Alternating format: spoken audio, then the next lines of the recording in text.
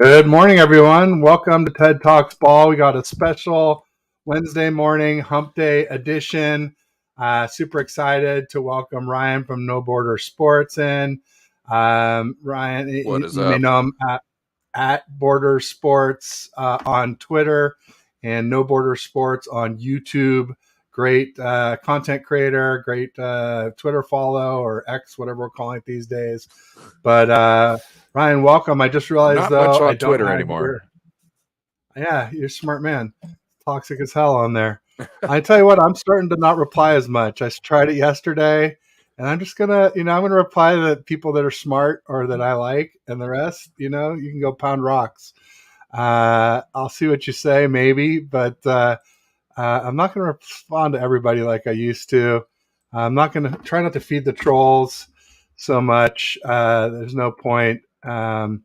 So here we go. Ryan at Border Sports on Twitter and X, and then No Border Sports on YouTube. And you can find the link to his YouTube channel in the description as well too.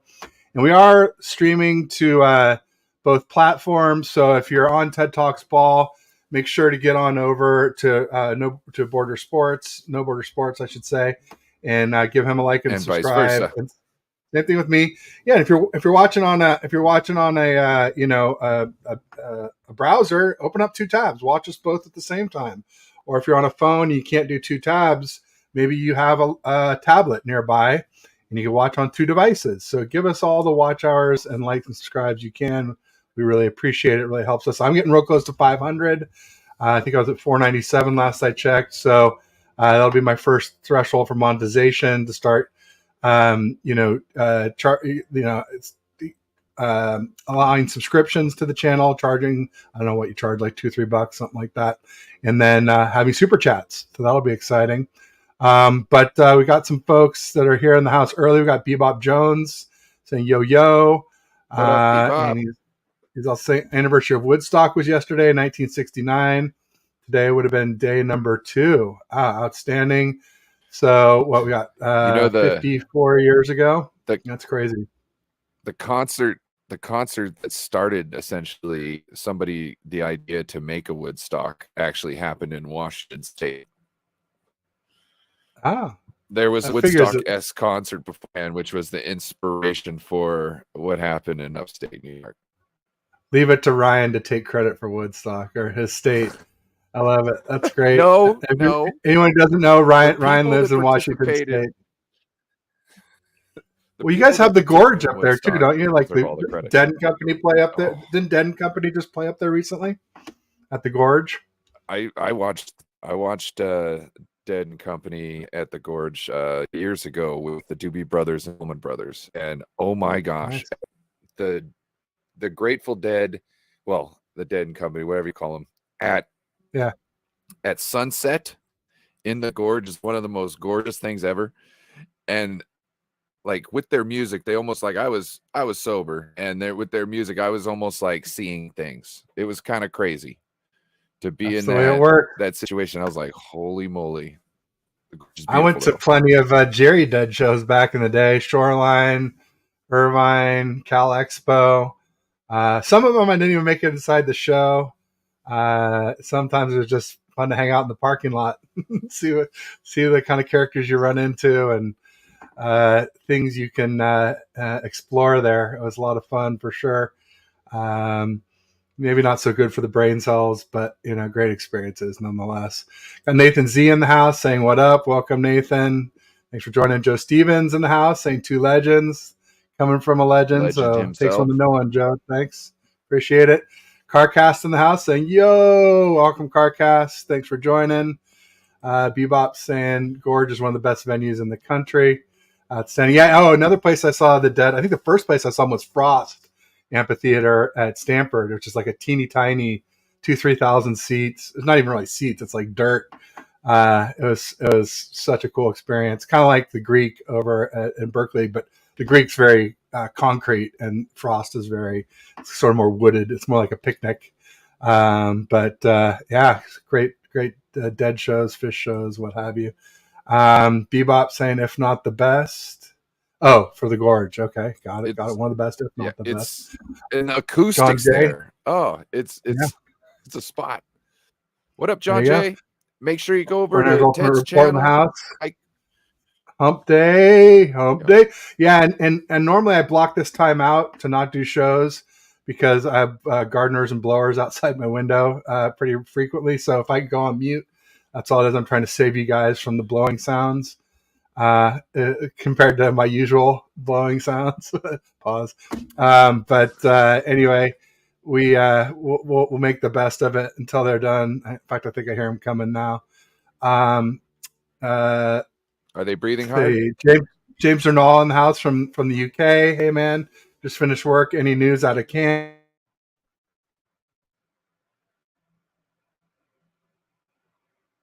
Oh, gotcha. Any news out of camp? Uh, yes. Not so far today. Not that I've heard. It's still young. People usually tight lip until afterwards. So there's usually a tweet or something that comes out, but I haven't been watching it. We got Joe Stevens here saying can't wait to hear a QB rant. Joe Stevens, you want to hear a running back rant? We could talk about running back rants. How maybe CMC might be a casualty early off in the season if we have a slow moving offense. We could talk about that later. You want to talk about that? We could do that. Darnold and Allen look good. Yeah, they did, but they also weren't facing, I don't know. It didn't seem like it was the same game when Darnold and Allen were playing. You know what I mean? Like the skill levels weren't matched or over proportionate as it was in the first half of the game. That's not exactly to say anything, right. and I thought Darnold played the best out of everybody, which was good to see, but he also only played a quarter. So to me, I'm not willing to just, tout Sam Darnold as a possible anything until we see more time from him, really, because it's just, you don't know. A quarter against third stringers doesn't mean he's good. And in fact, he should have probably tore up a little bit more if you would really want to be truthful. But I'm okay with that, and I'm not gonna knock him for anything. There you go. You Yeah, I still mean, got blowers? I no, can't I'm tell good when for you're muted. now. Oh, If you put the little things up, I'll be able to tell when you're muted, and I'll be able to. no, I think I should be back now. No, You're back. I can hear you. okay. All right. So yeah. So as far as the camp reports, there was some stuff from yesterday. I mean, all the QBs had pretty good completion percentages yesterday. Purdy threw another pick six. He also threw a catch that was a lot apparently like Trey Lance's TD catch, where it was like should have been an interception, but the DB didn't intercept it, and then Debo ended up catching it. But it sounds like Purdy might have had his best practice so far, which is encouraging, because as I was telling everybody in camp, and as we were hearing from Vegas, he was not looking like himself. The pick six is still a concern, but picks, in camp are not the hugest deal. They're not nothing. They're not everything. They mean a little something, but let's not read too much into them. It's just when you see them consistently over and over, that gets to be a little bit of a concern. But even then, it's when they pile up.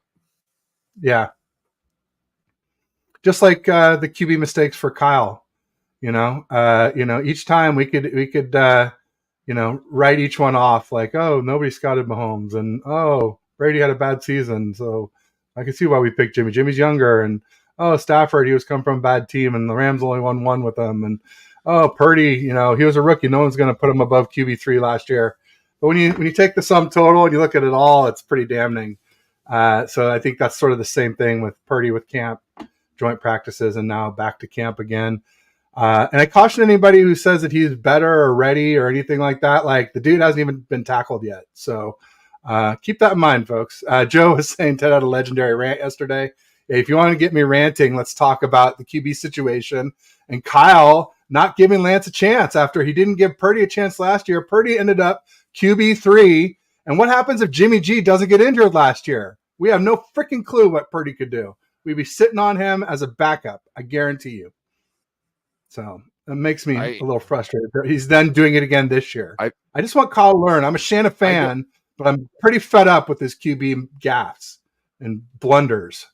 See, I think he did better this game with Trey than I've seen before with him. It seemed like he really gave him the chance to shine.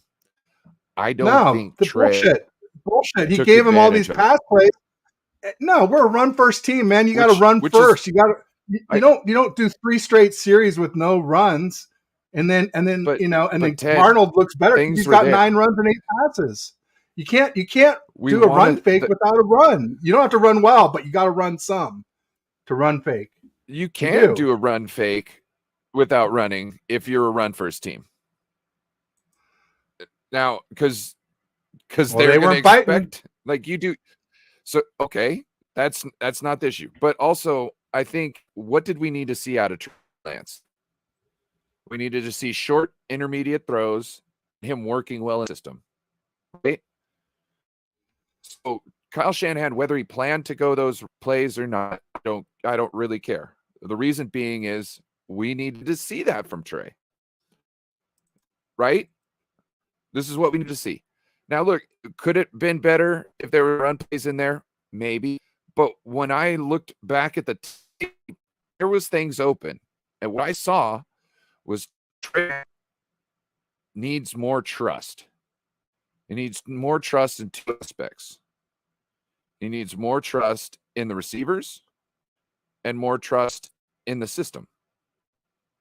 Because there was things left on the table. Like, who was it put out? I think it was, what's his name? He's the guy who does all the tape review for our team. JT O'Sullivan? No. Because he does it throughout Kyle the league. Posey? No, it's one of the guys that kind of does more of like Jack Hammer? No, it's where he actually explains. I can't remember his name. Johnny Dells? He was. I wish. Yes, Johnny Dell. So he was showing that on the first play there, he was supposed to go to the 2 receiver side. Maybe it wasn't the first play, but the first play Johnny Dell was showing. He was supposed to go to the 2 receiver side because that's where the gimmick is. That's where the gimmick is. So Trey looks to the first side, right? So if you know the gimmick's over here, but you think you see something better over here, that's not what we need right now, Trey. But I mean, we don't need you to overthink. We need you to actually try and work the gimmick right now because that's what we need from you. So he didn't, right? They've called the play again. What did Trey do? He went to the double receiver side. So it shows that he's learning, but he wasn't trusting the system where the gimmick was set over on the one side. I don't think that he didn't know that the other side was the gimmick and he was just going, oh, let's just try this one on one side. I think something that said, I need to do this. You need to trust the system over here and work with the gimmick. The other thing is there was, you remember that when he got sacked standing up, it was like real early on. I think it might've been the first, actually, it might've been the first play and he was sacked standing up. He should have stepped back in the pocket. But if you look when he's supposed to go to his first feed, if you look, it was paused. JT O'Sullivan pointed this one out. It's paused. He's got a perfect throwing lane, and the receiver or the cornerback is off of him to the where this receiver is going to be coming back to the ball. So essentially, made more space against the cornerback. But the cornerback is close and essentially could make a play on the ball. But I don't think that's the case with Trey's arm. I think Trey can get there quicker, and I just don't think he trusted either the receiver or himself to make the throw in that situation. And that's what I think is really, and you take that and then he stares down the receiver just like Jimmy did. But then he's hesitant because he doesn't know if he can trust him, right? Johnny Dell pointed this out. I think he should just stare at the guy who is the crux of the play. I'm using vocabulary right. The guy who. That's fine, yeah. Your primary receiver. No, you don't be looking at him. You're looking at the safety or the linebacker, whoever is the person who is the one that determines who you throw to. Don't look at the receiver. Don't look at him. Once that guy makes his move, that's when you look and find your receiver and you make your throw. That's what I need out of him. And it seems like he doesn't have enough trust to do that. And I believe playing with these guys could develop that. But also remember, why did the 49ers really like Trey? No terms. You know what I mean? Kyle loves that. I think that's starting to hinder Trey at this point because he's trying to keep that standard, but he's got to redefine that standard and understand that's going to happen, and he has to get all these other ones that he could take that have a risk but have more reward by moving your team down the field instead of going 3 and out. So, and look, I'm a Trey fan. I love Trey. You know what I mean?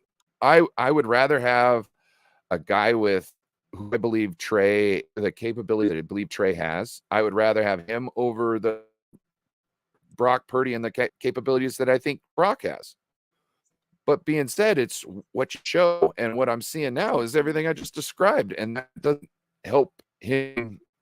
And the thing is I don't think there's really enough time to iron that out in training camp and preseason for him to take that next leap. I think he needs real game experience, and he needs to fall on his face a couple times, and I think that's where he's actually going to make these strides, and I don't think he's going to get the chance. Doesn't look like it. Joe Stevens said Brock and Trey reminds me of another Washington reference because Twilight was filmed in Forks, right, up there in Washington. Yes. Brock and Trey debate reminds me of Team Edward and Team Jacob in middle school. Haha. I was definitely Team Jacob for what it's worth. I don't know that either of the QBs really equates to those characters, though, because they're both pretty good guys. And I want to go on record saying I never watched that movie. Smart man. I would never have, but I would never have. But when you're dating girls, they drag you to these things. I know. It was certainly not of my own volition, but it was hard to avoid. P.S. I love you. Oh, there you go. Yeah, I mean rom-coms and romantic tearjerkers. It's no doubt about it. That one was a train wreck, bro. That one was a train wreck. So, there were some good comments in here, though. Real quick, said I've never seen that. Darnold has been lively in chat. Yeah, looks like he pieced out, but we still got some good stuff to go through here. Randy was saying with limited reps, you don't need to have handles going on preseason games. The thing is, I just felt like Kyle sabotaged Trey. I felt like we're a run first team. Our run to pass count is almost always 50-50 every season, and which is very, very high for the NFL. It's usually top 5, a lot of times top 2 in the NFL for percentage of runs. And I think, I get the thing, you want to see Trey throw, but if you want to see him be successful and move the ball, you got to run the ball as well. And especially, with the straight drops, if you watch JT O'Sullivan, he's not a big fan of Trey's straight drop game. Not Trey, Kyle's straight drop play calling game. And I posted a clip of one where he basically said Lance overcame bad coaching to make this completion, this little short out to the side after Kyle, called was essentially a very vanilla play that's run by every team in the NFL. And, I felt like our O-line didn't protect Lance. I felt like our weapons didn't separate that well, or when they did, Trey didn't have time to hit them. I'm not going to make a lot of excuses. I'm not going to say Trey played well. He didn't. But I think there were a lot of good reasons for why he didn't. And I think Kyle is a big one, and the O-line is another big one. And the Raiders, I think like one of the titles of one of my shows this week was Raiders win their Super Bowl last Sunday. Like that was they were playing for all the marbles. It's the only time they're going to beat a Super Bowl contender is in the preseason. That's not going to happen during regular games, in my opinion. So I don't know. We'll see. And But I a wasn't lot of new like trying to blame Trey for any of that. I just was, talking about what I think he needs to work on because, oh my God, that offensive line was atrocious. It was atrocious. And Christopher says Trey showed he's not close now. We don't have to pretend he is. Nothing wrong with it. Just continue to let him work. He wasn't in that game, but I'll tell you, he's clearly going to be rusty after nearly a year since playing tackle football. And he got better until in we the have a second decent line quarter. and the weapons, you're really not going to know what he is. And I'll tell you what, we don't really know what Purdy is. He hasn't looked great in camp or joint practices. So, like, Purdy, and he hasn't been tackled. So, I mean, I have my doubts about Purdy too. I want to see them head to head. Why won't Kyle do it? It's ridiculous to me that there's not a competition, that he's just installing. I mean, I could understand installing Purdy, based off his record last year if he hadn't been injured, but he has been injured and he hasn't been the same. So, like, until he is, I don't think it's fair to just say, like, oh, he's the de facto number one and he has to melt in practice he's been kind of melting in practice, I mean, that's the thing. So can we talk about that? Melting. I understand what he's trying to represent, I guess, but there is no, it's almost like, a color isn't really a specific color. It's just a spot on a spectrum, right? Well, saying somebody's melting is essentially like that. So it's not like, you know what I mean by color on the spectrum? Yeah. Yeah. So it's a sliding rule. So what point on the spectrum are you talking about, Kyle? Because the melt goes all the way down. You know what I mean? If he's got there's signs leading up to that where you could divert away from that. You know what I mean? It's like he's been injured. He might not be the same person, right? So give him all the reps and you realize week 3, it's not getting any better, bro. Then you've effectively taken all those reps that could have been divvied out a little more to other people to have them be better by that time to take over the role, to put you in a better better situation going forward. And I don't see how he can't see that. You know what I mean? I agree. Steve-O Supremo in the house saying just here to put some beer in his tears. I haven't heard that saying before, but I like it. And then Carcast in the house. He's got a great podcast as well. Everybody make sure and check him out. Got Smitty in the house saying still crying about QB starter. Yeah, I mean, oh, he means me. Like, I mean, until Purdy proves it, I'm going to be second guessing. I'm rooting for Purdy. I want him to do well. I just don't think he can take us to the promised land. And that's really what he's got to do to make me say it was the smart move. We got to take 6, and anything less than a Super Bowl win this year, I'm going to have questions. Of like, we're still maybe searching. Could Lance have done better? We're still searching, kind of. Yeah. I mean, we've been to the NFC Championship, 3 out of the last 4 years, and the Super Bowl once. Jimmy's made it further than Brock twice. He completed an NFC Championship game and he won one. All right, he didn't win it, but he led the team that won it. I'll give him that. So somebody says Brock is the guy. I mean, I don't even think Brock was the guy last year. Honestly, I think he was kind of mid. I mean, first of all, let's be real clear. When I say mid, like that's an incredible compliment for a rookie quarterback. Like, I don't know of any other rookie quarterback ever that I would say was maybe Roethlisberger, but he was carried by a great defense and the bus and, Heinz Ward and some good weapons on that team. So, yeah, I mean, Brock is a guy. All right. He's a guy. He's middle of the pack, and that's real good for a rookie. But he's not a rookie anymore, and he's been injured, and he hasn't looked like that so far. Now we haven't seen him in a game. I understand that, and by the time he plays in the game, hopefully he's got it together, and then I'll be happy to say, not that I was wrong, because I was not wrong about what I saw. I'll just be happy to say, look, he's improved, and that's what we're all hoping. So I want to make that clear to everybody. I'm not rooting against Purdy. I like him a lot. I just like it's better. I would like to kind of, Brock definitely was the guy last year. Okay. When he was playing, there was nobody else on the team that could do anything close to he did. And the guy who he took over for, I think he did a better job running the offense. Now, I think Jimmy was better with the, I think Jimmy was a little cautious with the ball at times last year.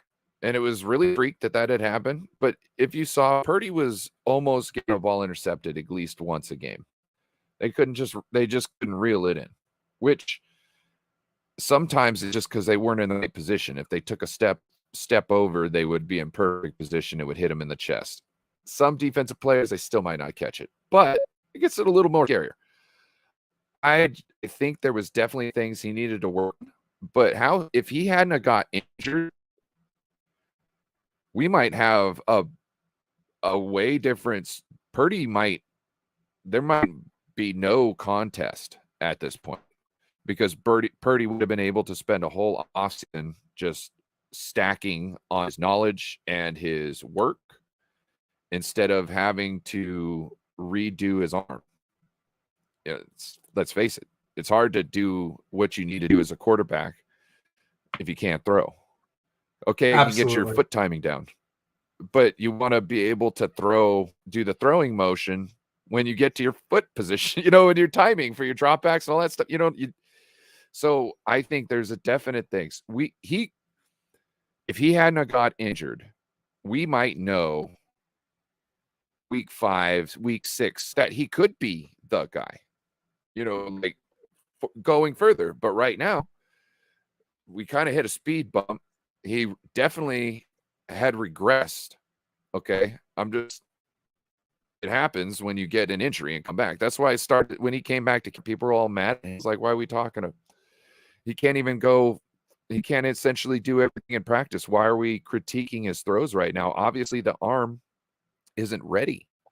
You know what I mean? So I wasn't even wanting to entertain talks of him being this or that, because to me, his arm hasn't been cleared to throw. So anything he's throwing that doesn't look right, I don't give a shit about. There could be, you know what I mean? He's got to be able to trust the job that's done in his arm. There's lots of things that needs to go down. So for him to hit those throws, those long balls like he used to, there's trust in there. You're testing that thing as hard as violently as you can at that point in time. So who knows? He says there's no mental. Could be. Yeah, no doubt about it. It's yeah. I mean, there's 3 mental hurdles that Purdy's going to have to, clear now that he's supposedly 100% physically, which I still have my doubts about. The first mental one is, do you trust your arm to really rip it? Sounds like he's there. The second one is, are you synced up with your weapons?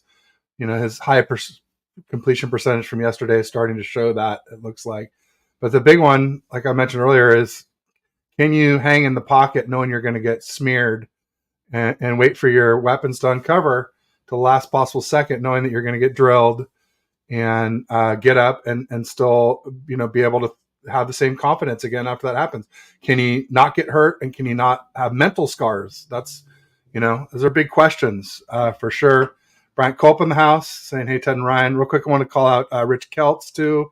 Was up above. I don't know where to go. But anyway, Rich said hi. Rich.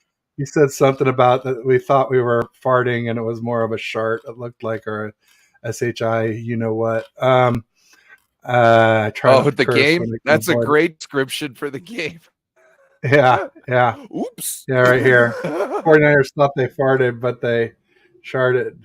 Or it looks like 4 letters, so maybe not sharded. But anyway, I thought that was funny. My title is how the 49ers shit bed. There's layers to farting, apparently. Many layers. He loves to say that. Anyway, Oh man. Smitty had a comment I wanted to get to here. Jimmy was throwing picks and we went to the Super Bowl. That means nothing. Well, Smitty, riddle me this. How many pass attempts did Jimmy have between halftime of the Vikings game, so the whole second half of the Vikings game, and then the whole NFC Championship game? How many pass attempts did Jimmy throw? If you don't know, the answer is 12. And that's 6 quarters. That means Jimmy threw a whopping total of 2 pass attempts per quarter, Smitty.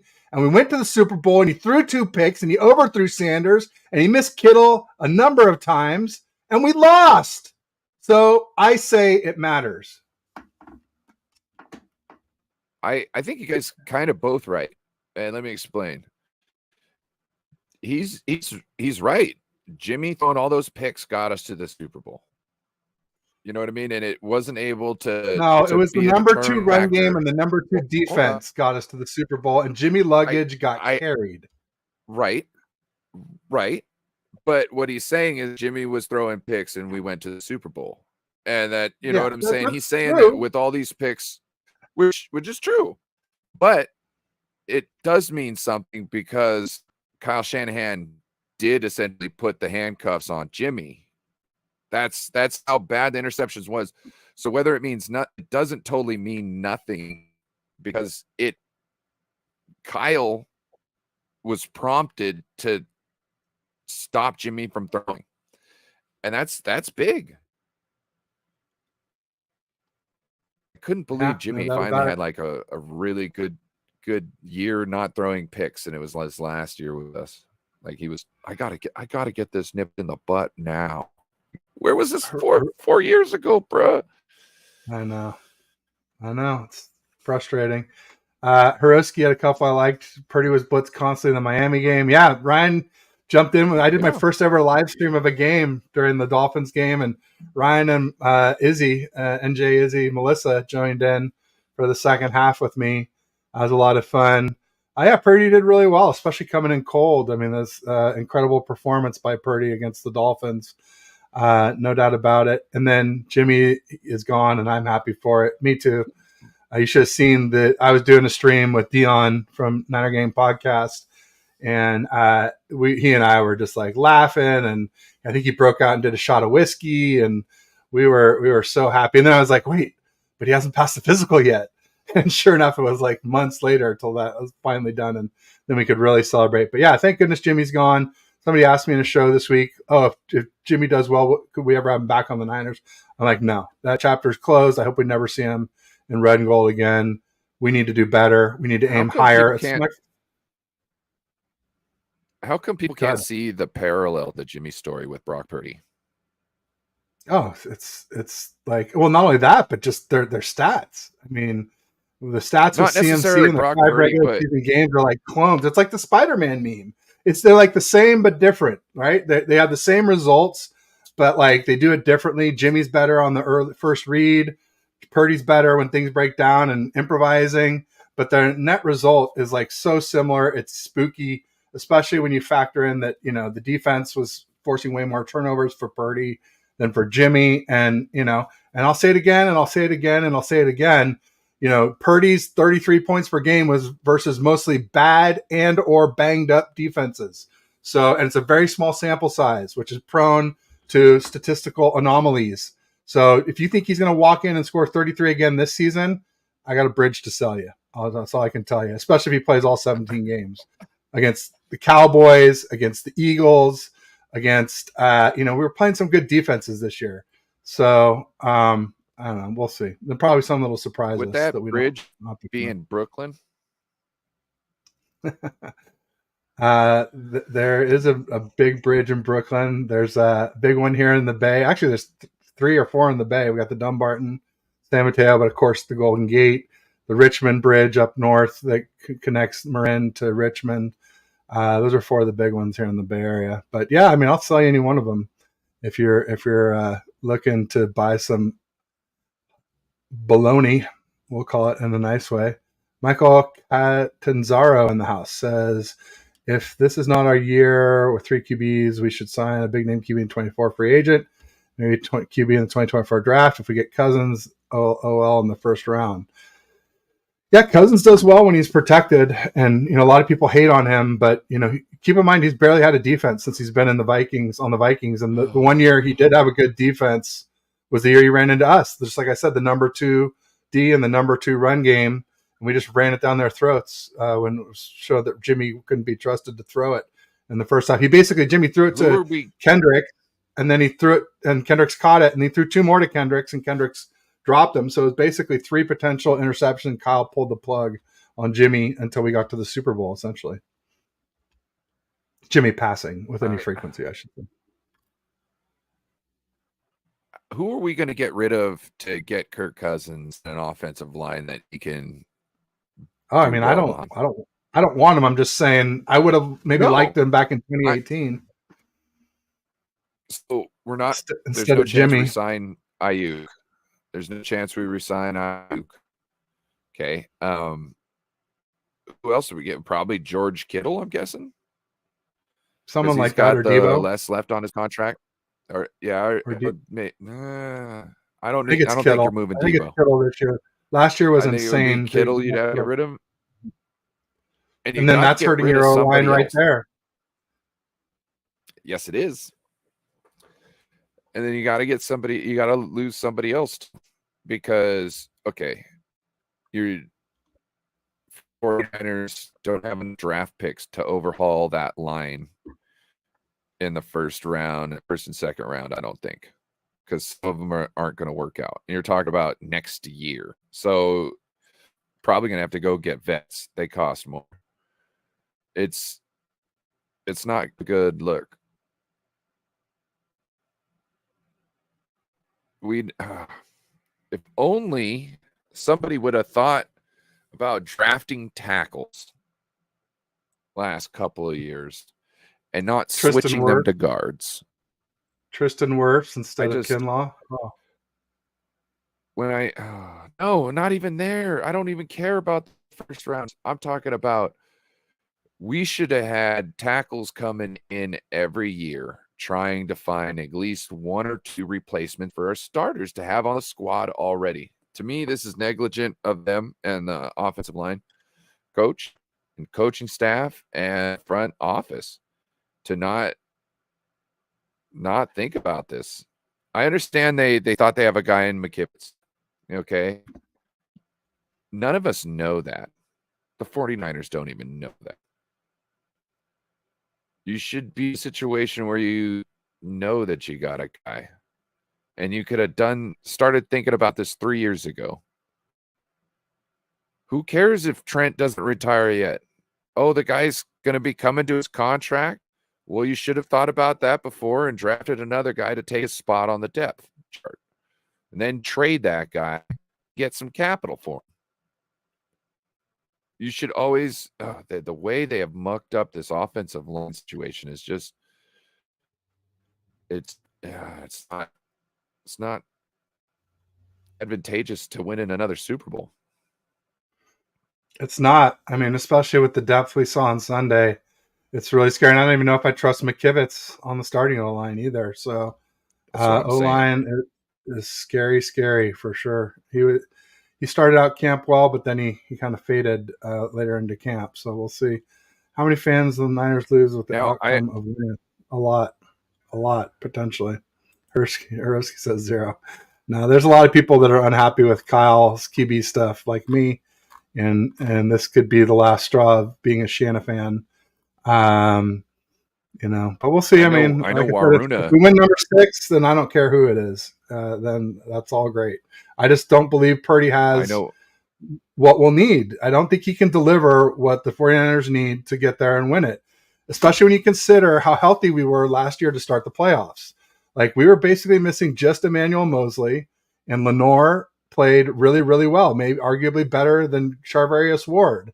And so you don't really miss Mosley that badly. And then we're missing, Trey Lance and Jimmy G. But if Purdy stays healthy, you're not really missing them either. So it's about as healthy as you can get rolling into the playoffs. And so if you think we're going to be that healthy rolling into 2023, I got Bryant had a funny comment. He said, I only bet Subway sandwiches. So he was making Jimmy G comments. So does that mean that it's here I only bet Subway sandwiches. Does that mean it's a Italian combo? If you're such a big Jimmy G fan, because he was saying, Ted, give Jimmy some credit. You played QB. You know it's also important to be able to hand the ball off. Not everyone can play QB. Maybe Jimmy was hurt. That's why Kyle took the ball out of his hand. Jimmy was not hurt going into the Super Bowl. Well, maybe he did get hit on that knee.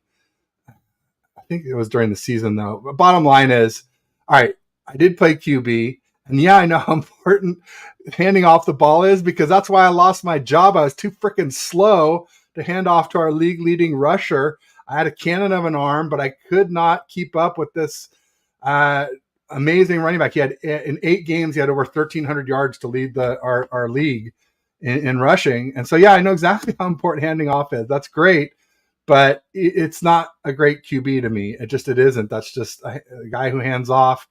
And it's just, when we're looking at what you need to win in this league, it's a passing league. And I know we kind of zig when a lot of other teams zag, and I see some value in that. But ultimately, I think we need more from the QB position than what Brock Purdy can deliver, what Jimmy G was able to deliver. And I just think the whole point guard thing, it's overrated. I think you do need a guy with a big arm to keep a safety out of the box, and ideally some top speed so that you're forced to spy the quarterback, so that one defender is out of the box and then one of the defenders left in the box is eyes on the quarterback, not looking at Debo, Kittle, Ayuk, the running backs. You get more running and more yak that way when you only have basically, 7 in the box instead of 9 in the box. It makes a huge freaking difference. All things equal, which they're not equal right now. I'm not saying they are, but I just feel like the things that Purdy does better can be learned. The only elite trait that Purdy has that can't be learned is quickness, and that's it. Lance is taller, bigger, faster, and a cannon of an arm, and none of those make you great. And there's plenty of people who had all those and aren't great. But if you have all those and you can learn to do some of the stuff that Purdy does, you can be a lot better than what Purdy is, in my opinion. That's my spiel. So I got a question for you. Yeah. If the 49ers start out slow, do you think Christian McCaffrey finishes the season without being injured? No. Starts the last game. Kyle will ride him into the ground, just like Lance, just like he was kind of doing it last season. I mean, that's the only guy he trusts. So, and Mitchell, if Mitchell could stay healthy, then I think there's a fighting chance or if Mason can live up to what we think he could be, or TDP somehow does, maybe. But otherwise, if do you think he'll allow them? Because you know how he gets. Mason keeps dropping catches, and he has target asphyxiation. Kyle does. When you're the big mover and shaker on the team, and you're getting all, you get all the looks, you get all the things, and you get broken down by the end of the year. Because Kyle just can't think anybody else can do it on a team full of superstars. There you go. Sense. Yeah. No, I'm with you. Collie Young in the house. He's been coming at me on the timeline recently. Love Collie. Shout out to Collie. I appreciate if you don't call me Cone 2.0. I'm not freaking Grant Cone. I'm my own person. I have my own takes. I disagree with Grant. He helped me, and I appreciate him, and we do agree on some things, but not on everything. So I'm definitely not a Cone clone. I have my own ideas. But he said, but Trey has it, right? No, Trey does not have it yet. But the thing is, we don't know. He could have it right now, and we wouldn't know because he hasn't been with the number one O-line, and he hasn't been with the number one weapons except for a couple practices, not in any games. So I'm just saying we need to find out, Collie. That's it. I'm not saying that, and I didn't say that Lance would be QB1. I'm saying there should be a fair competition. That's all I'm saying. And I don't understand why people are so against a fair competition. It doesn't make sense. We didn't have one last year.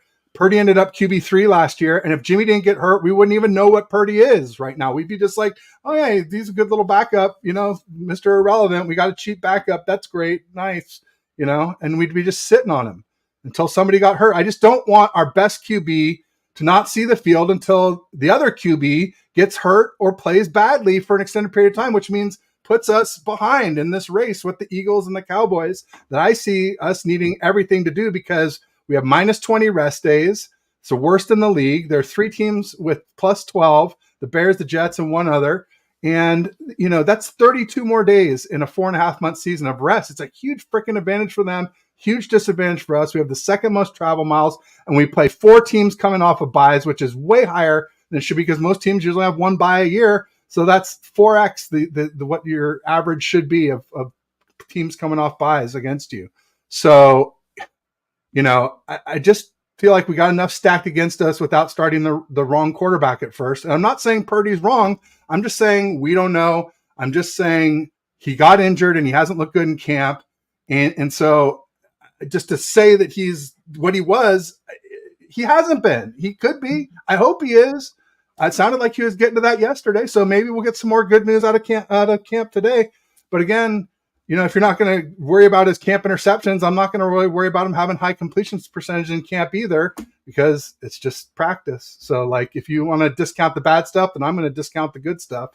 But, I'm not discounting either, ultimately. I think none of it means everything, but it all means something. So, yeah. And that's, I wish we could actually see this stuff so we could have context to everything. Because, look at the interception that, who was it? Bell. He almost caught that ball, went through his hands. Oh. Should that interception be on the quarterback? No, hell no. Just like Trey's touchdown shouldn't be on his. Box score scouting can be very misleading. It's just like that, right? Trey throws a TD, should have been an interception. Allen throws an interception, should have been a catch. That is a perfect example of why you can't just scout the box scores. You need to watch. You need to understand the context and why it happened and what it means for the future. That's the value we provide as content creators is deeper understanding. But I'm sorry, I cut you off, Ryan. Go ahead. No, you're good. And if Brock is 12 for 15, right? 12 of 15. Okay, that's great. Were they all within 2 to 3 yards of the line of scrimmage? You know what I mean? Or is he pushing ones? Is he pushing them out there? What's the completion percentage on those? That gives you more context. That was something that really encouraged me yesterday from camp. Was apparently he completed a nice deep ball, which he really hadn't in camp before. Everything in camp was short or long, and on the deep balls for Purdy. So that encourages me that he hit a deep throw because that was a big area of concern for me. So, yeah, the type of throw matters. With Purdy to get back to being the player that he was last year, he needs everything in his arsenal. And that deep ball of his, whatever you want to call it, it's not as deep as other people's, right? But it's his deep ball. If he doesn't have his deep ball, it makes things worse for him. If the league knows he doesn't have a deep ball, the game's up. He's screwed. Welcome to a stuffed box. No doubt. Emiliano says, welcome, Emiliano says, I had to watch the Rattay and Erickson years. I paid my dues. Yeah, we had some bad years there from about 2002 to 2010. And then again, 14, 15, and 16 were pretty abysmal. Real quick, for John Jay in the house, welcome, John Jay. Check out this podcast. I'll always watch 49ers game, even if we go 0-17 or 17-0, and when a Super Bowl, real fans will watch their team no matter what. Absolutely, I will always watch. I'm just saying that if Kyle screws up this Lance thing, I may not be a Kyle fan anymore. I may be all this time I've been a Shanna fan, and just, and lately I've been saying he's a genius, but not with QBs. And now we got to say 3rd round picks, looking at Latu, and I'm too early to say on either Latu or Moody, but so far it hasn't looked good. So, really the only 3rd round pick that we got right since Kyle's been here is Fred Warner. So, I'm saying QBs and I was saying just 3rd round running backs, and I've expanded it to just all 3rd round picks except for Fred have been bad. So, hopefully TDP works out. Hopefully Moody works out. Hopefully Latu works out. So, and I guess even Jair Brown is technically a 3rd round pick too, right? Because he was a comp pick that we moved up into the 3rd round for. So I think Latu is going to make the team, even though he's probably the weakest one in the tight end room. Well, one of the weakest. Well, he blocks well and he runs good routes. So It's not Yes. all bad. It's because he's just got to learn to hold on to the ball. Well, yeah, but also like I've heard other things about him. He's just the drops, not just holding on to it as far as dropping putting a fumble on the ground, but I just think Kali's I'm just fed up with bias analysis. Now, bias analysis is okay as long as the bias is out there, if it's explained. Like I said, I'm a Trey fan, right? That doesn't mean that I So am I. hate Brock Purdy. You know what I mean? I It's don't. just I that like him a lot. I really want to see what we have in Trey. We gave up a lot for him. And I think the young man has a lot of potential. That doesn't mean that I don't want to see Brock Purdy become a Super Bowl winning quarterback for us or any other team. I really, you know what I mean? I just want to see the best for both these gentlemen. It's just he says also he wants you to keep the same energy when Trey starts throwing INTs, which I know I personally have. It depends on what's going on in the play. Sometimes some of the reporters in camp will give you context and all this and that. Sometimes they don't. So when you get context to situation, then you can actually kind of check that in an actual box. When you just hear, "Oh, Trey threw an interception today," I just kind of, okay, we'll put that in the back of the mind because we have no context about that. But if we keep hearing Trey threw an interception, Trey threw his third interception to a linebacker today, that you got the context for all those other three, and then you can bring them to the front ground. I just don't think we can really get everything by what happens in practice, because we've seen everybody in practice as a quarterback really suck, except for Brandon Allen. So, like, throughout our time in this regime, Jimmy sucked. Nick Mullins, he sucked, but he tried everything. You know what I mean? Like, everybody sucked in practice. So it's what we see on the field. And what I saw on the field yesterday or from Sunday from Trey Lance was it wasn't the best, but also there was things to take away that showed that he could do better. He changed things up from the first quarter to the second quarter. He also made a great unscripted play, looking like he was going to run out of bounds and get as much yards as he can, and then dumped it off and almost a no-look pass. I think that was great to see, because that's one of those it factors that I think he has. So I really in that game wanted to see his intermittent passes, and he showed them off, and they weren't necessarily anything to brag about, but they were better. I think his biggest issue is trust. He doesn't trust the receiver to turn around and do what they need to do on time, which is extremely big in the Shanahan scheme.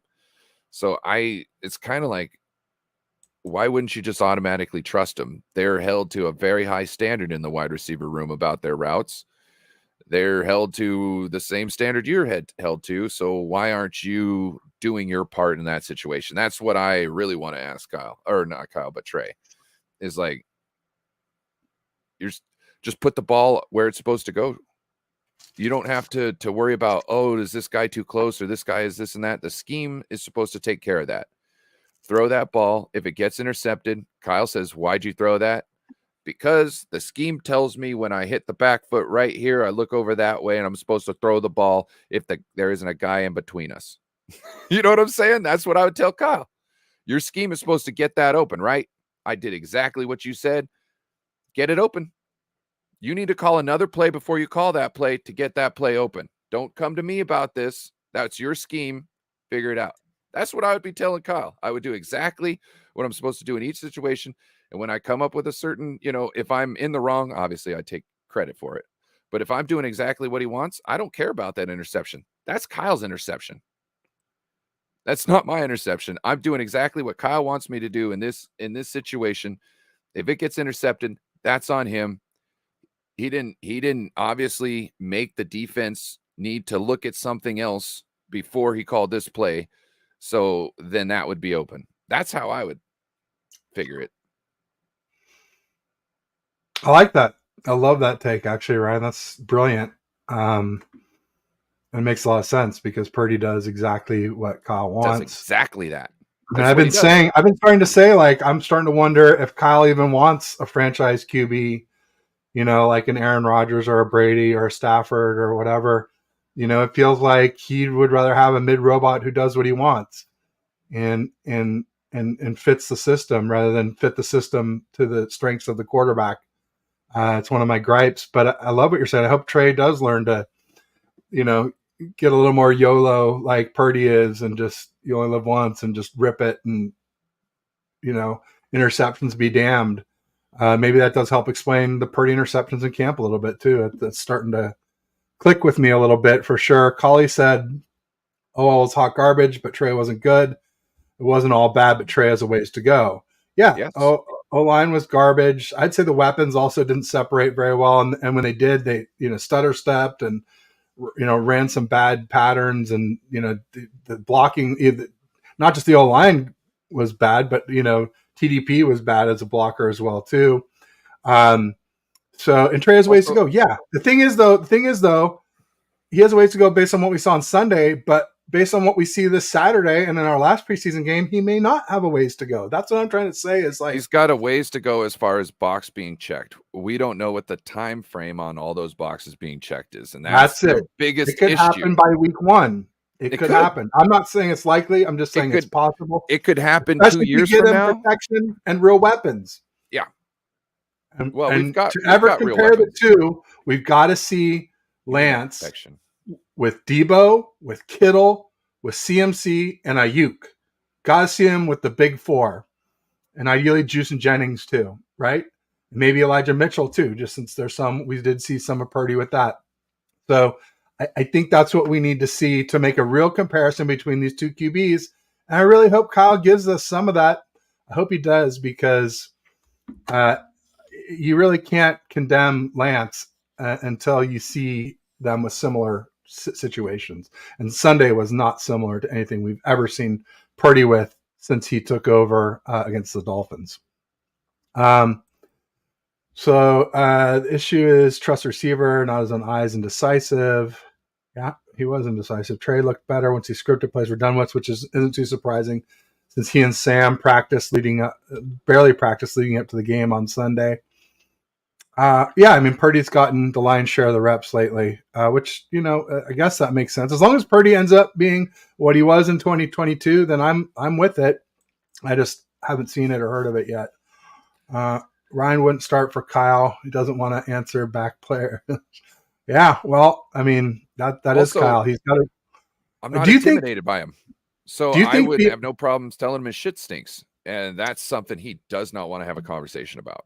There you go. I brought this up. Speaking of Kyle, I brought this up, I don't know, yesterday or Monday. Do you think, I mean, obviously Purdy doing well last year and thinking he's going to be back to that this year is part of the reason why Kyle's, aced Lance out, hasn't given him a shot. But do you think part of it is because he went to Jeff Christensen and Mahomes, and basically it wasn't Kyle's idea? It wasn't John Beck or Scangarello who Kyle set him up with. You don't think there's any like retribution for that? No. Okay. Because I wouldn't put that past Kyle personally. I at this point, maybe that's tinfoil hat. I think it's tinfoil hat because I think at this point Kyle would be welcoming to anything. Like, why would you be mad that you might have a quarterback coming into your camp who you gave up all this capital for, thought had all this potential, who might be on the right track to be showing you the potential that you wanted? So I don't think that's the case. I think if Kyle really wanted to mess with Trey, he would have stuck him in the pocket all game long and would have just let them eat him up.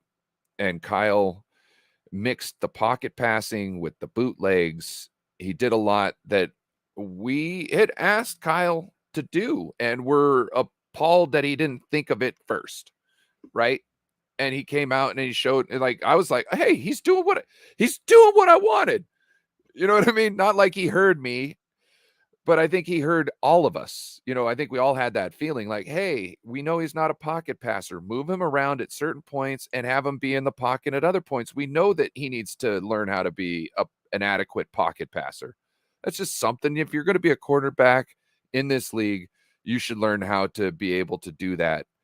Maybe not down in and down out, but like as far as series in and series out, but like you should be able to navigate plays in a pocket as a quarterback in this league.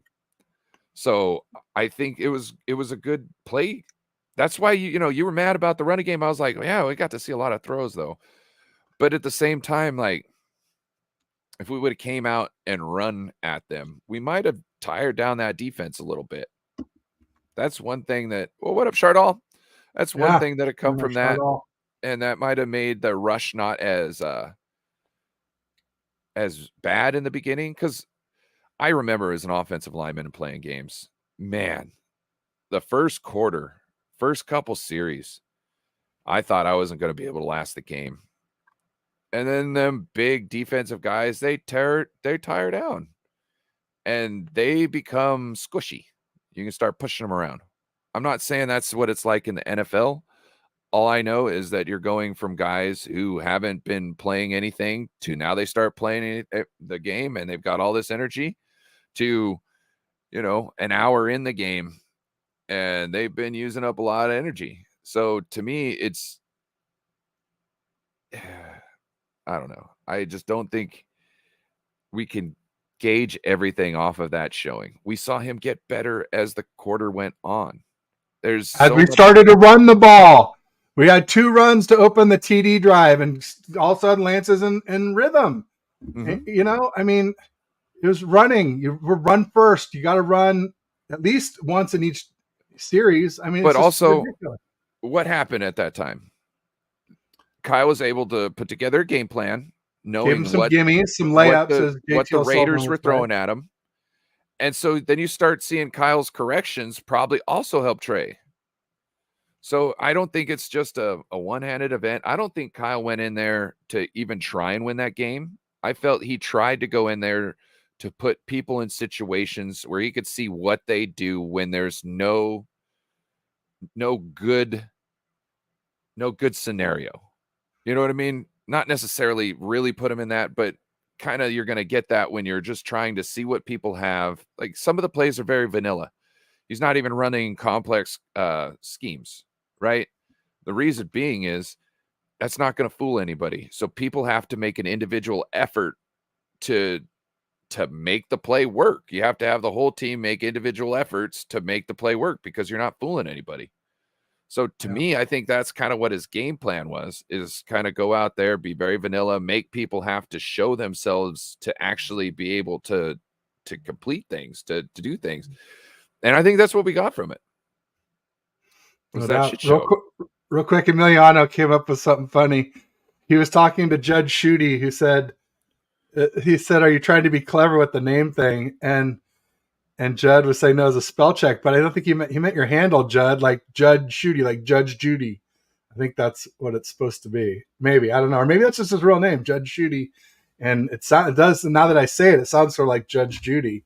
I think that's what Emiliano meant when he said that, not your message, your handle. Anyway, got Jess from East Coast Red and Gold in the house. It's preseason. Who's game playing for preseason? Agree, Ryan. You most certainly wanted to see what the Raiders were game playing for preseason. It was their Super Bowl, Jess.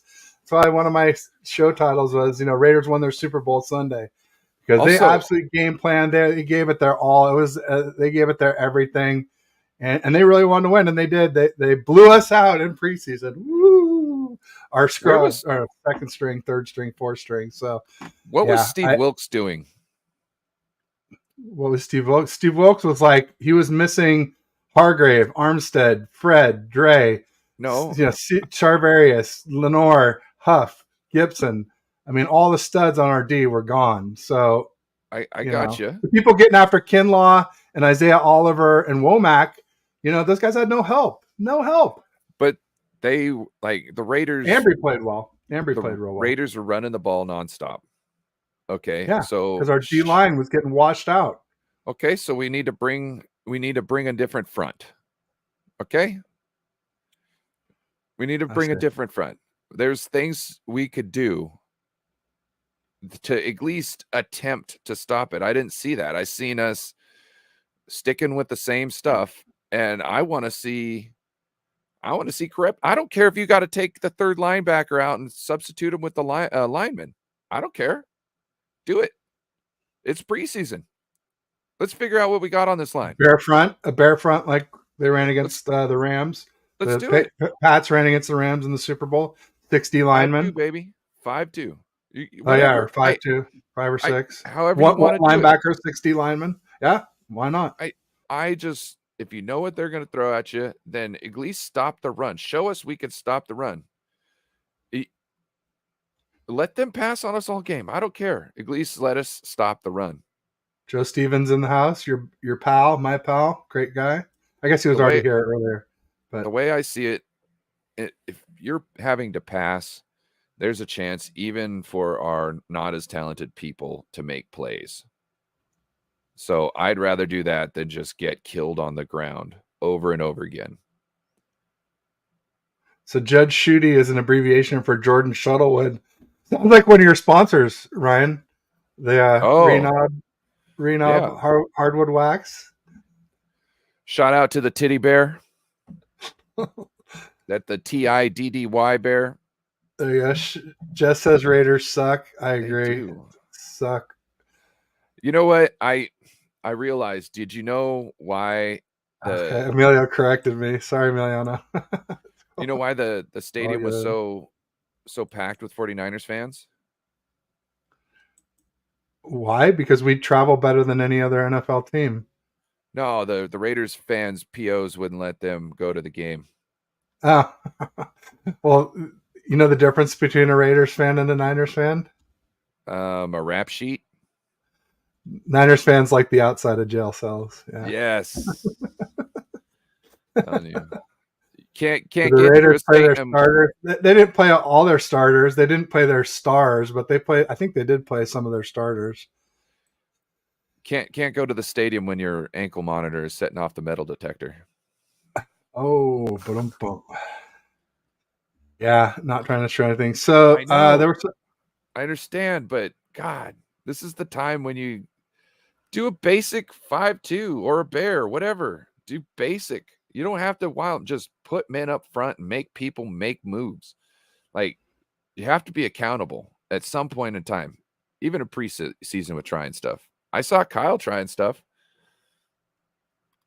There you go. Emiliano says on the latest episode of Hard Knocks, Rodgers was openly talking SHI, you know what, about a particular play scheme in practice. Would Kyle desire his QB talking S about precious plays openly? Absolutely not. To my point, he doesn't want a Rodgers. He doesn't want a Brady. He doesn't want a Mahomes, I don't think. Until proven otherwise, I'm running with that narrative. That's what I've seen. Can you imagine the look on his face if someone Mac, like that at Purdy, look at Jimmy, look at all these guys? They're all the same. It's all the same guy. So I don't know. Go ahead, Ryan. I cut you off. Oh, I'm just saying, could you imagine the face that Kyle would make if somebody started on the field being like, what the fuck is this trash, Kyle? What is this? Yeah. What everybody knows that this is Kyle. What are you doing? Vanilla. Bryant says, I don't understand why the other QBs play well when they play with lesser weapons. Because we ran the ball and because the defense was a lot worse in the second half than it was to start the first half. So as the game wears on, you get scrubbier and scrubbier in preseason games. So the defense that Darnold faced was easier than the defense that Lance faced. And the defense that Allen faced was easier than one that Darnold faced. So that's why. And I would say that the drop off in our wide receiver room isn't too much. No. From the second to third. 4 to 7 or 8. Yeah. Yeah. Exactly. So, and when you're talking about Sam Darnold should have, I feel, should have looked better than what he did. But I'm not knocking him. First year in the system, pregame, preseason, I'm not knocking him. I just feel with his resume that he would do a little better than that. Right. But I think he did just fine for the situation. Like I said, I don't think Sam should worry about competing for anything just yet. I feel Sam should worry about getting the ghosts out of his closet and worrying about knowing the system and what's important on each play. And then he would be an amazing guy to come in case someone gets hurt halfway through the season, I feel, at that point. Because if he's got no ghosts and he could wield that offense, that's win-win, Yeah, win-win. some big ifs, some big ifs. Yeah, it's To me, big so I ifs. feel like I feel like y'all are forcing the trade thing because of what we gave up. Who cares? We have a stacked team, and those picks are in the past. It's not the picks. It's why we use the picks to get him. It's his traits that he has. That he has, elite, height, speed, arm, and it's also that he's put it into practice. Like he's had pretty much a wild play in about every game he's played, including the preseason game. There was a 20-yard rope that he threw to Conley, frozen rope, and everyone's like, "Oh, Purdy's thrown that pass." I'm like, "No, it didn't look like that." I'll tell you what, Purdy will throw a little rainbow that'll get there, but Lance's was a freaking laser. It was on a frozen rope, Somebody and was asking why Trey has so many balls batted down versus Brock Purdy, and that's one of it. telegraphs. It's how he His eyes. throws. Yeah. Also, Brock Purdy's shorter, so Brock Purdy's had a lot of practice of getting his balls up and over the defensive line. Pause. You know what I mean? Yeah. Yeah. So like it could be just like a new world for Trey that all of a sudden there's people who are just as tall, if not taller than him, in front of him. And now, Brock Purdy is just like, same old story. No, and it's just Been here. experience in general. Yeah. Right. I mean, Purdy had 48 games in college. Lance only had 17. That's over, or just about 3 times as many. And I'll just say, like, yeah, Lance has had some wow plays. He's obviously had some ones that didn't look good. So we got to get his consistency up. And I do believe that will come with experience. So I'm not ever saying he's great right now. People are saying, oh, Ted thinks Lance is great. I don't think Lance is great. He's not. I call Purdy mid. Lance isn't even mid yet, but I could see him being mid. And I could see him being above that. I could see him being above average or good or very good by the end of the season if we actually give Lance a chance. Give Lance a chance. Anyway, it's probably shouting at the wind at this point, but I just, I'm until I see him struggle with the first team, I'm gonna always say that I think we need to see it before we fully judge him. Because when he had the first team last year, it was in a monsoon. There was no Kittle. There was no CMC. Mitchell went down early. The O-line was atrocious, as was our entire interior offensive line was starting their first ever NFL starts, all 3 of them. And, Debo dropped, lost a fumble inside the red zone. That's 3 to 7 points. Gibson dropped a pick. So many things went wrong. The defense gave up drive extending plays on every single scoring drive. We had 100 yards in penalties when they only had 200 yards of offense. So like a third of their yardage production was handed to them by us. I mean, that's ridiculous. That's ridiculous. So like Lance didn't play great. He didn't, but like he was far from the biggest reason we lost that game in Chicago. And then against the Seahawks, we had 143 yards of offense with him in less than a quarter. Multiply that by 4, you're coming up on 600 yards for a game. And that was, there was still time left in the quarter for him to have done more if he hadn't gotten injured. So I just think that's the clear, illustration of the 11-on-11 football. Because then Jimmy came in and we averaged about 106 yards per quarter for 3 full quarters. You drop off 30 yards a quarter, and like I said, I mean, I think Lance would have gained more if he had that last minute or two in that first quarter after he got injured. Also, Smitty, right? Those are in the past. But if we don't rub their nose in shit, those could also be our picks in the future that they shit down a hole again. So like I just want them to be accountable and explain to us why they made this mistake. Because obviously they felt they had potential in him. Obviously that's why they picked him, right? But then they immediately go from picking him to then not doing anything with him. You know what I mean? Like not to say that he needed to start the first year. Okay. I think he did, but it here nor there. What they really needed to do one way or another is make sure he had his throwing mechanics and everything set up year one. So whether he's practicing with the team or not, I don't give a damn. If you're going to sit him on the bench and he's going to be the backup quarterback, I don't really want him to be the backup quarterback running the second team drill if he's got throwing mechanics he needs to work on. He can go and work on throwing mechanics with whoever needs to. And once you got your throwing mechanics straightened, you can come here and start doing practice. That's how I would deal with it.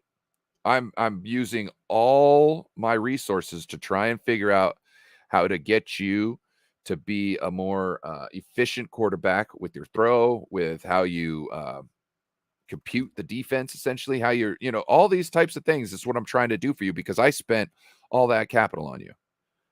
But I didn't see really anything.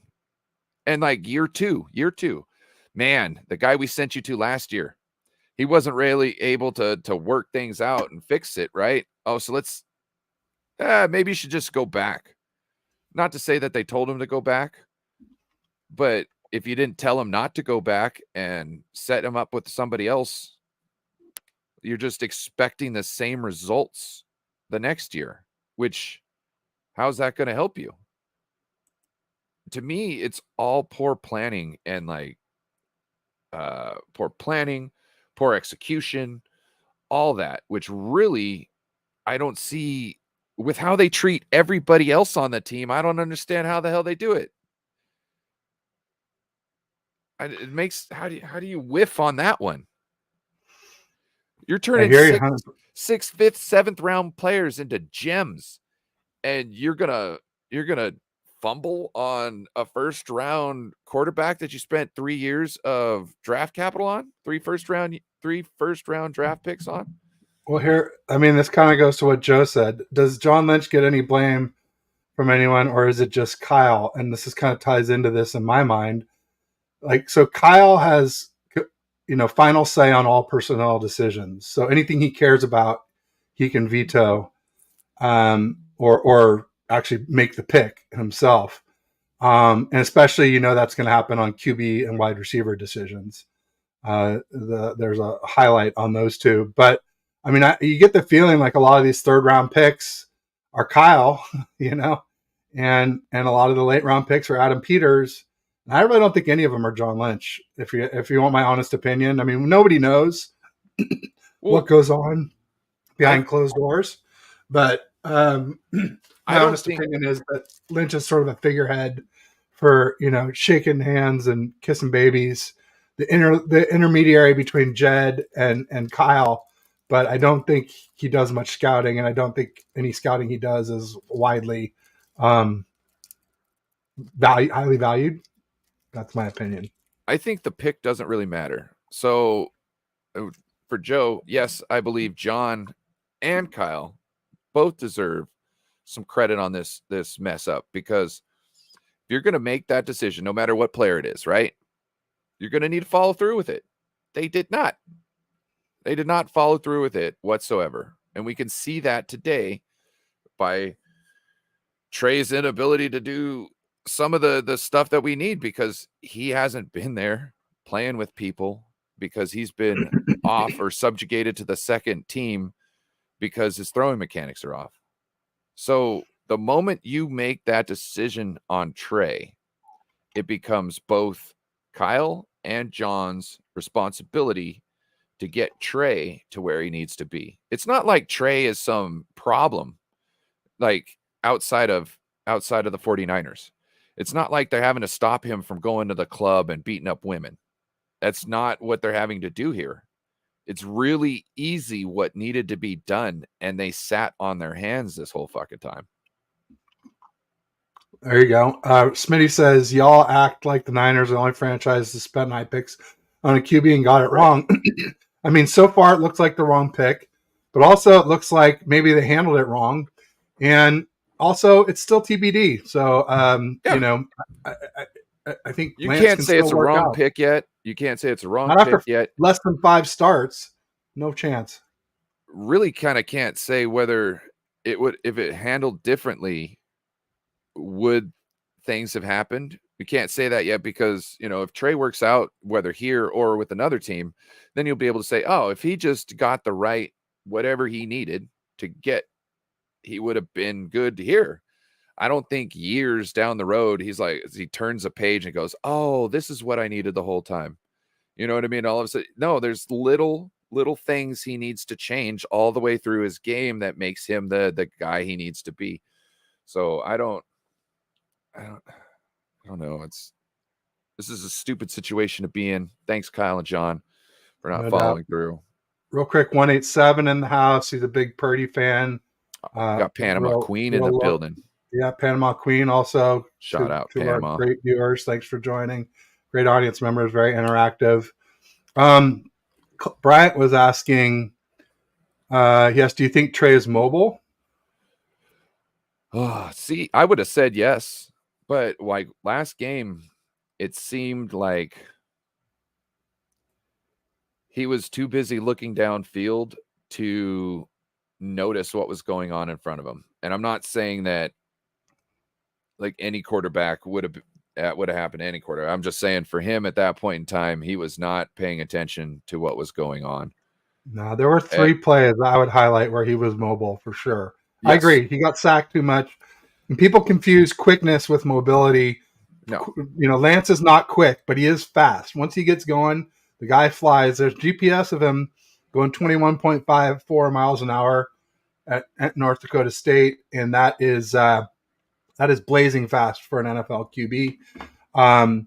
He exhibited it on the play where there was an unblocked rusher coming from the left from the D gap that the guard missed, and he got out. JT O'Sullivan credited him for turning nothing into something, getting a couple yards when it should have been a sack. There was the play where he ran out and threw it to Snead, and he almost crossed the line of scrimmage. Yep. And he said, this is what the 49ers have been missing for years. And we saw a little bit of it with Purdy from last year. I got that clip up on Twitter. You can check that out. And then also the TD. Like there was a guy in Lance's face, and he, granted it wasn't a great throw that he got off, but he did get the throw off despite having pressure in his face. And Kyle even said that was a good play, which yeah, glad he went for it. I'm guessing what it was in Kyle's scheme, you throw that ball 100% of the time. You know what I mean? And so it was like, okay, he did exactly. See, that's what I'm saying. You don't have to worry about it being accounting for these interceptions if you just do what the scheme tells you. If you go off script, you have to account for all those interceptions. But when you do exactly what the system tells you at that point in time in the system, and all the boxes are checked, and something bad happens, that's not your responsibility. Your responsibility was to do everything up until that point where it got intercepted. So to me, obviously accuracy can change things, but I'm saying like that your accuracy should not stop you from throwing a ball in any real situation if you're an NFL quarterback. You know what I mean? Yeah. Right? You should at least have the balls to be confident enough whether you got it or not. You fake it till you make it, bro. Yeah, I'm with you. Bryant says we should have gotten a veteran QB, and somebody had an interesting comment where they said basically that franchise QB, none of those QBs want to be controlled by Kyle. So maybe it's not that Kyle didn't want those QBs. Maybe it's that the QBs didn't want Kyle, and that's why they're not here. We all know Brady wanted to come here, though, so I'm not buying it for Brady. But it's an interesting point of like, but is that any better? It's still just as damning. We don't have the franchise QB because of Kyle, whether it's because Kyle wouldn't pick them or they wouldn't pick Kyle. It's because of Kyle either way. So it's still an issue in my mind. And then Bryant said, how many chances does Trey get? And I'm like, how many chances does Trey need? Well, can we start with one, Bryant? Can we start with one chance with all the starters that Lance had, that Purdy had, and the same? He's not going to have McGlinchey, but the same O line besides McGlinchey, with all the top weapons. Can we have one chance before we write them off? Do you mind in a game, please, Bryant? Pretty please. How many chances do you give a kicker? Oh, damn! Oh, that was like counterpunch. Dude. Ouch. Bryant's Kickers are people too, Ryan. I Kickers know. are people too. I just thought, maybe there needed to be some, paralleled storyline added to for context to kind of, we got to understand. And look, Bryant, we've talked about this. I thought that was a fluke. You know what I mean? I thought his kicks were a fluke and it's just nerves. He did I'm miss sure. one. I believe He in did Jake miss one Moody. yesterday. Yeah. I believe in Jake. I mean, he was really good in camp. So yeah, because we didn't see any of this beforehand. All of a sudden, twice in one game, I'm just like, that's good in nerves. Michigan. Yeah. Harbaugh vouches for him. Like, Yeah. 3 things you can count on: death, taxes, and Jake Moody. I trust Harbaugh. I don't think that's hyperbole. I think he meant it when he said it. And if he's getting his misses out of his system this early on in the season, that's even better. Hell yeah. Go Jake. Yeah. I'm just saying, you got to understand, Bryant, you haven't seen him in a situation where things were going right and he got to actually play a whole game. He's either been thrown in, had injuries on the line or not the line, but on the team to where the point where people aren't able to play with him. No, I didn't write off Jake Moody. Shots fired. Pew, pew, pew. I'm giving you food for thought, Bryant. You know I love you and Jake Moody. Jake Moody. Hey, I'm all for Jake Moody. We were talking about drafting. Look, shout out to Bryant Culp. Bryant Culp was saying the 49ers would pick Jake Moody at pick 99, I'd say a month and a half before the draft. Brian and I actually had a show where we're trying to talk people down off the ledge of when Jake Moody could possibly get picked with the 99th pick. Like, we did a show about that, I think a month beforehand, Bryant. I was like, Bryant, we need to talk about this because he had a great point. And so shout out to Bryant Culp. If you don't know about Bryant Culp, you're missing out. He has a great show Saturday and Sunday morning. I think they're starting to pop off at about around 8. I think they're going to try and move it to 8, but anywhere 8 or 9, make sure to check him out. He does great stuff over there. And his wife, Tony, also has a great channel, Empire, Ladies in the Empire, Saturday nights, 5 o'clock. 5, yes. 5. Yeah. Yes, make sure to check them out. Outstanding stuff. Just real quick shout out to Eric Wallace, one of the few cool Seahawks fans, along with Joe Stevens. Those might be the only two I know. What is it? What's his name? Seahawk Eddie. Oh yeah, Seahawk Eddie. Sorry, Eddie. Yeah, 3 cool Seahawk fans. So not all bad, folks. That's crazy. Brock was thrown in. Brock was last pick in the draft. Brock just reps in practice. Like, what are y'all looking at? LOL. Well, we're just looking at a guy who came in and he exceeded expectations, but expectations were really low for the last picked rookie, And so if you put expectations on NFL QBs, he's middle of the pack. He was a Ritz cracker after being stranded on the island for 10 years. That's right. Shout out to Eddie Murphy. That must be a Ritz. Yeah. Oh, it's just that a Ritz? crackers. That's what I'm afraid of. Is this year in the playoffs, we're like, damn, it's just plain old crackers. And then we're going to be like, shit out of luck again, no ring. And just, yeah. But hopefully I'm wrong. Hopefully I'm wrong. And, I'm definitely rooting for the kid. I like him a lot. I'll say it again. I like Purdy a lot. I just like Lance's upside better. Lance is not better now. Hasn't proven it yet. But he hasn't been given the chance this offseason either. Let's be fair. He has not been given equal opportunity to prove that he could unseat Brock. Because Kyle doesn't want a QB controversy. And, Kyle doesn't want to, the other thing Kyle doesn't want, you tell me if this is tinfoil hat. Kyle doesn't want the QB to steal the spotlight from Kyle and the system. The system is the star. No, I 100% agree with you there. Kyle, the system is the star. Why do you think everybody gets the ball? Yeah. Not just to move it around so nobody knows who's going to get the ball. It's also so nobody becomes the star.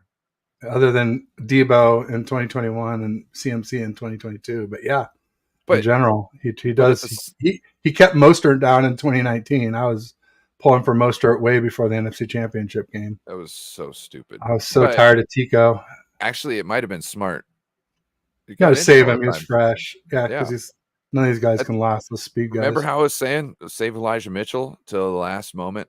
Do you think CMC is a speed running back?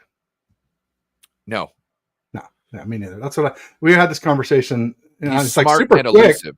He's super smart quick, and but he's elusive. not running away from anybody. Not for the whole length of a field. Not like the way No. Mostert did, or No. Breida, or any of those like super fast cats. He's No. not. He's fast and he's super quick, but He'll and break a amazing, 30-yard touchdown. incredibly elusive, but He'll not break a 30, not super 40-yard fast. touchdown, but I don't see him breaking a 50, 60, 70. Yeah. No. Not. I mean, we haven't seen much of it anyway. Yeah. But we don't necessarily need that because we're trying to go down the field in increments, not chunks. But we're trying to, be able to get those increments whenever we want, aka every play.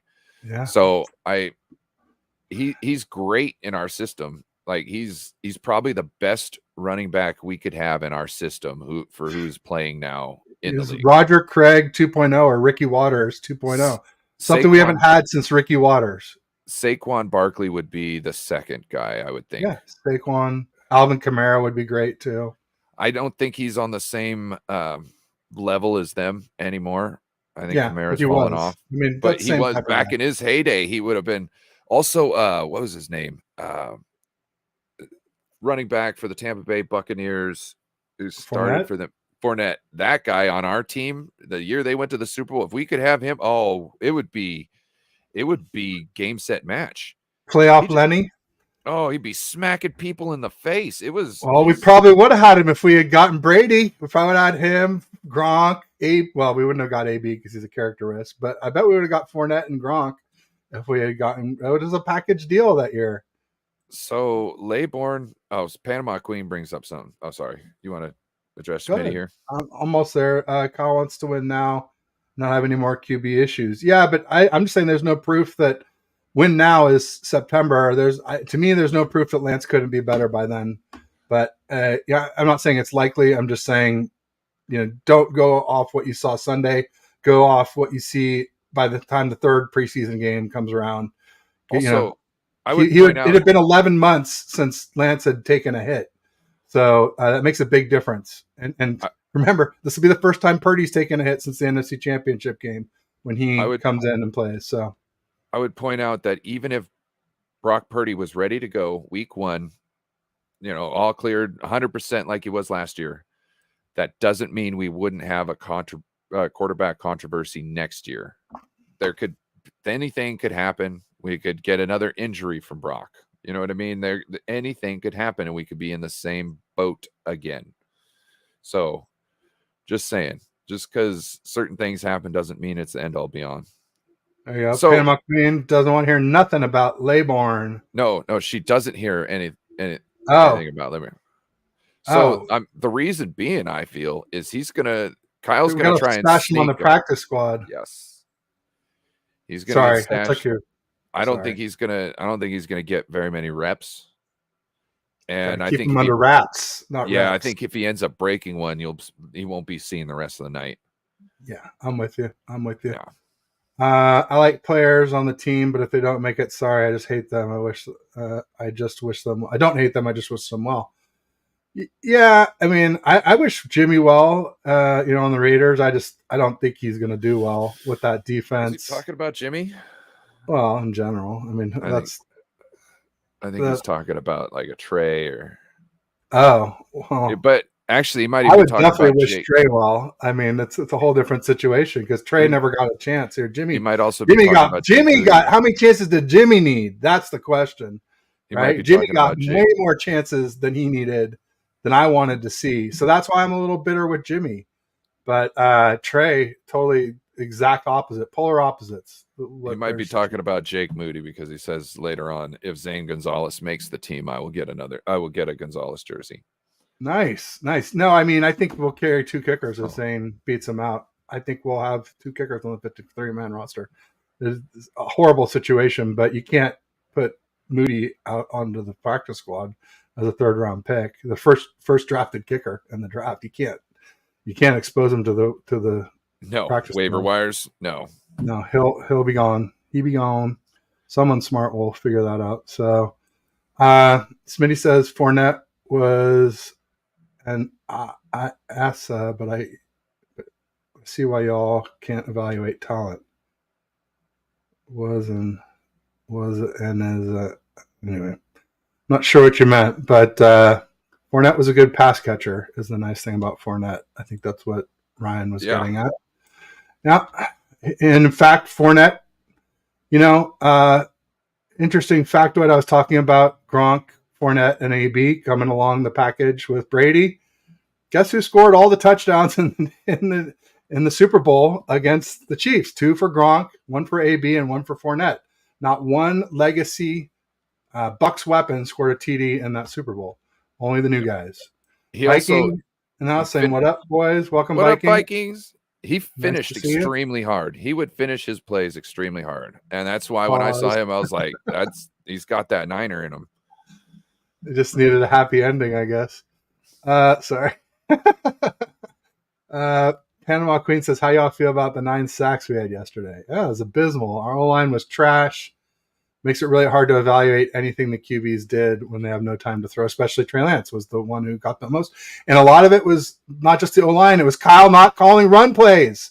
We're run first. We had I don't know if I threw this out yet, but out of the 75 QBs who played this last round of games, the first week of preseason, only 5 had a higher pressure rate on them than Trey Lance had. So that's less than 7% had more pressure per play than Trey Lance. So, O-line was abysmal. The play calling was abysmal. We're run first team. You got to run the ball to keep the defense honest, to make run fakes work, to keep the defense from just pinning their ears back and coming, on a bull rush every time, and smearing poor defenseless Trey Lance back there because he's mobile, but if you're stuck on your mark and you hit your back foot and there's a guy in your face, there's not much you can do in that situation. I don't know if we're that's necessarily on the O-line and the play caller, not the QB. I don't know if we're necessarily a run first team anymore. Because we could be, but when Purdy was in last year, it seemed to me like we were passing a lot more than we were running. Maybe not a lot more, but we were passing more than our regular run the ball 35, 40 times a game type. And our stats kind of showed it because I think we were number 2 in the league for what was it? We were second last as far as attempts or air yards, and then we were second in actual passing yards as far as per play or whatnot. So or receiving yards. So I think we're kind of switching over to being more of a half and half team. I think Sean McVay and his Super Bowl win with the Rams might be the catalyst for this. The fact that we can't just run down the field and score within 2 run plays, and that we need to be able to pass at times to do quick scores. I think Kyle's evolving his scheme a little bit more to kind of be a little more even. But I wouldn't say that, running the ball 40 times a game is out the window, because I feel he might definitely revert back to that for certain opponents. Yeah, if you can move the ball running it, then why not? Just pound him into submission. Bryant says, if Moody can't beat out Gonzalez, then why would you keep Jake Moody? Why would we care? The Gonzalez trade makes Jake Moody a wash. Well, Gonzalez trade was just basically like a pick swap in 3 years. So it's about as little of a trade as you can possibly trade. And there's no guaranteed money for him this season. So it's a perfect situation to have him in camp. And then if we don't like him, we cut him. And it was barely any draft capital that we expended and no money at all. So, I guess, if you could try and trade Jake Moody if Gonzalez beats him out, but I don't know what you could get for an unproven kicker. You'd take a huge loss on that. I think they keep him for a year. That's my thought. But maybe I'm wrong. I don't know. It's probably what I would do. I have a feeling that Cameron Latu isn't as talented as other people in the position, but I think he's going to make the squad because they spent a 3rd round pick on him. 3rd round pick. And I feel they see that he could be a Kittle in a couple years. So Michael believes in Moody. There you go. Bryant says we ain't keeping 2 kickers. It would be tough, especially the way we like to keep extra D linemen or an extra running back or an extra whatever, the O lineman, whatever. Or we're passing more because Kyle found someone that can run his entire offense. LOL. No, there could be something said to that. Or somebody he feels that he's got more of chemistry with. Look, Kyle was sending in plays that they hadn't even practiced because he felt that the team, just by knowing what the call is, they could execute it perfectly by the end of the season. So that's not just on Brock, but that's on the whole team. So there's definitely something to be said for that, Smitty. But that's not everything. It just because you got a player doesn't mean that someone doesn't want to already transition to that style of an offense. You know what I mean? It just means that they feel they can at that point.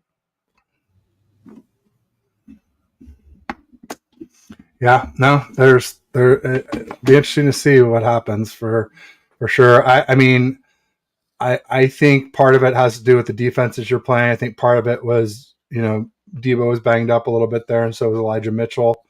So you don't want to like run CMC into the ground. So passing is a little bit safer. You had CMC too, which he's going to account for runs and he's going to account for passes. So you're using him in both. And look, one of the smartest plays I seen the Niners run last year consistently was a fake handoff to CMC and then turn around and throw it to him after the linebackers were like, okay, he's not getting the ball. He's going out in a pass coverage. They kind of get back in their zone. And that gives him the space to catch the ball and make a move on them. So to me, I think that's also something that should be thought about. No doubt about it. Well, I think we've covered most everything here. It's been an hour. A Friday night show? Is this 45 minutes? It's a long one for me, that's for sure. That's a banger. Especially I stood on this very uncomfortable stool to get me high up. Oh, also just want to quickly shout out Miss Deb, Top Hat Deb, gave me this top hat, so it's now part of the show. And I also got a new visor, so sporting that today for the first time. I got my No BS hat that Bryant Culp, shout out Bryant Culp, made for me. There you go. Bryant, I think great Tony, work. He picked out the hat. Tony put it on there. Shout out to Tony Culp. There you go. There you go. Well, thanks everybody who came to join today. It was a great show, great interaction. If you make sure if you're on my channel, get over to No Border Sports and like and subscribe for Ryan. Same thing if you're on No Border Sports, please hop over to TED Talks Ball and give me a like and subscribe too. I should be coming right up on that 500 mark. So it'll be exciting. It's first level of monetization for me. I've been grinding hard to get here, and it'll help me to keep doing shows for you guys. So even if you hate watch me, you still got to support me, or else I may not be able to keep doing it for too much longer. So there we go. Bebop says Miss Deb is the queen. Smooth says good show. Bebop says we're not worthy. Little Wayne's World. Diddle-a-doo, diddle-a-doo, diddle-a-doo. We're not worthy. And Nathan says great show. Thanks, Nathan. Thanks everybody who tuned in. I'll just say peace and go Niners. Oh, Ryan, what you got going on coming up? Always promote our other tomorrow stuff. I've got a show with Joe Stevens called The Rivalry on Joe Stevens Seahawk Talk channel. So make sure to check that out, 6 p.m. And then Friday nights, I got a show. We might be changing up the day, who knows? But this week, Friday night, 6 p.m., we go till about, I don't know, sometimes 11, sometimes 12. It's a good show, 5-6 hours long. So it's amazing. So today I have Steph Sanchez at 1:45. Oh, Steph is awesome. She is. I was at camp with her. I got to meet her at camp for the first time. And then Aaron, First and Ted, with me at so 1:45 Pacific for Steph and 4:45 Eastern. And then Aaron, obviously 3:30 Pacific, 6:30 Eastern, First and Ted. We do it every week. I should have that out soon. I've got the link, so I should be able to do that as soon as we get off. And then tomorrow I have Randon McMahon. He's on at 10. And then Pedro Burge, my co-host, weekly co-host from Australia, down under. Um, we will go live. We go live every Thursday at 2:45 Pacific, 5:45 Eastern, and it's I think 7:45 a.m. Sydney where he streams from. And then it looks like Amin the Dream might be on. I think 3:15 on Friday. We're still finalizing, but he was worried because I have like a 4:10 cutoff, and I'm like I'd rather have a little bit of the dream than maybe a lot of most other folks. So hopefully Right, right. we'll see Amin on Friday. We'll see. He's got But the best hair in the whole 49ers content creating circle. I'm just gonna go he and out there. Steph too. I got Steph's like this got great week. hair. Yeah, But this week I got putting me to shame, no doubt about it. But yeah. So everybody, make sure you tune in, like and subscribe to No Border Sports. Same thing if you're on there. Hop over to mine, and otherwise I'll just say peace and go Niners. F the Lambs. Shout out David McKnight.